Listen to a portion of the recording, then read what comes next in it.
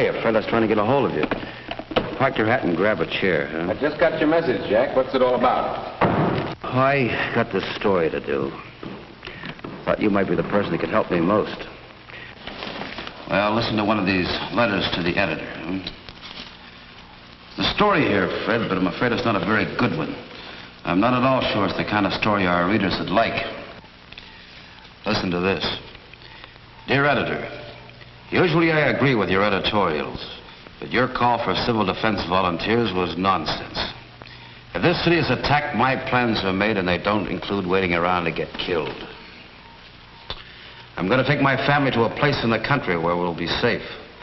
I think I'm as patriotic as the next guy, but I'd be pretty dumb to remain in the city when those bombs start falling. Name doesn't matter. Take to the Hills, huh? Another member of the Take to the Hills fraternity. Seems to be quite a few of them. Yes, I'm afraid there are. And the worst of it is that most of them are intelligent people. Good citizens, if you like. But they've made up their minds without thinking. They're letting fear push them. It's pushing them into something pretty close to treason. Thank God most people don't feel that way. But enough of them do to make it a serious problem. You know, there's really nothing to be gained by turning tail and running after an enemy attack. First of all, the highways would be about the most dangerous place you could be. And second, mass evacuation of cities just doesn't work. Most people don't know that for the reason that they've never thought much about it. And the third reason is the simplest of all. If war comes and we desert our cities, we've lost the war. If only we could help these letter writers see it that way. We must make them realize there must be no taking to the hills. Their own experiences could help them realize it. For instance, it's easy to imagine what would happen if most of the people in town took to the highways all at once. All you have to do is look at some of our Sunday traffic jams. Unless people know better, an enemy attack would cause 100 times this many people to jam the roads. Add to that the desperate fear and panic that it'd be pushing the mob, and mister, you've got a catastrophe on your hands. The civil defense people are just being realistic and not planning mass evacuations. The roads have to be kept open for rescue and for firefighting equipment.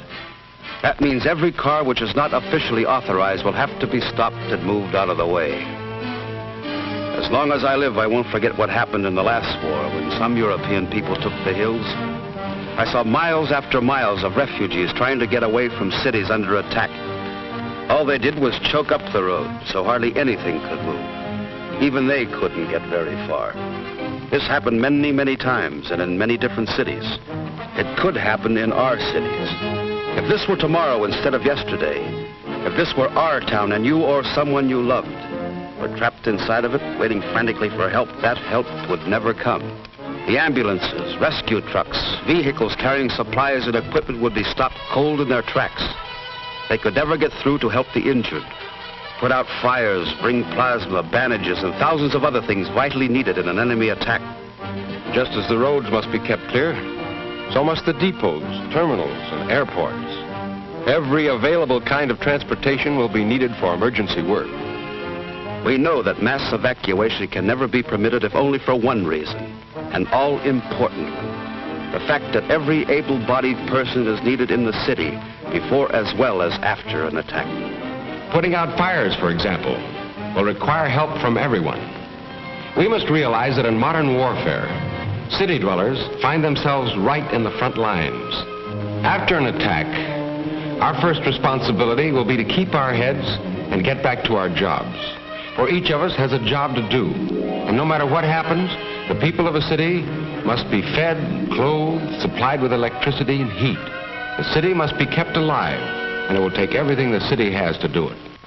You know, Fred, actually staying in the city to help after the atomic attack is not nearly as dangerous as a lot of people think. The danger of, well, lingering radiation is not really very serious. After an atomic airburst, the danger of radiation and falling debris is over within a minute and a half. Over and above that, we know from the experience of London, Berlin, and other European cities that people didn't even want to leave their city. Most of those who did leave soon began trickling back into town. Of course, a few people should be evacuated. Small children, the aged, the infirm, so on. These people should be moved voluntarily by their families, not during an attack, of course. But the able-bodied person must stay and help. Modern warfare has no respect at all for civilians. Like it or not, each of us has his share of fighting to do, his share of danger to face. Running away from that duty would be desertion, pure and simple. In the Army, it would mean court-martial. As a civilian, it would not only be treasonable, but it would mean having to live with the knowledge that in deserting your responsibility, you failed yourself, your family, your friends, your city. Deserting our cities would be handing the enemy a victory far greater and less costly to them than they could ever achieve through bomb damage alone. Their very idea in attacking our cities would be to destroy our will to fight. The enemy knows that a city deserted by its people is a city robbed of its power to resist, of its power to produce. The enemy knows, as we do, that in an American city of today, each of us depends on all the others. That directly or indirectly, each of our jobs depends on all the jobs of the others. Our biggest job will be to continue putting out equipment and fighting gear our nation depends on. To desert would be to throw away our most feared weapon, America's power to produce. There's no getting away from it. When the time comes, each one of us must stay in our cities and fight. I wish there was some other way, but there isn't. Yes, there are some pretty grim prospects ahead of us. The hell of an enemy attack can come smashing out of the sky at any time. And every last one of us will have to be ready to face what happens then. There'll be plenty of suffering, plenty of misery, broken homes, death. Dangers that used to belong only to soldiers, but we've got to be able to take it and come back fighting. Everything we hope for, everything we believe in, everything America has fought for will depend on us and what we do. You know, a lot of people behind the Iron Curtain are wondering whether we can take it if we're attacked.